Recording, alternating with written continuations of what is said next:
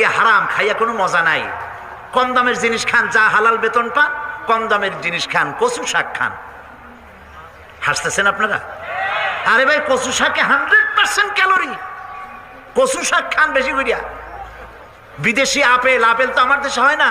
বিদেশি আপেল বেশি না খাইয়া দেশের পেয়ারা খান। 2টা আপেলের সমান 1টা পেয়ারা। কোক 7 আপ ইহুদিদের পণ্য না খাইয়া একটা ডাব খান। আর বড় সাইজের পাঙ্গাস না খাইয়া চেলা, পুটি, মলা, ডলা, কাসকি, তারপরে লট্টা, জি, এগুলো খান। কি হবে?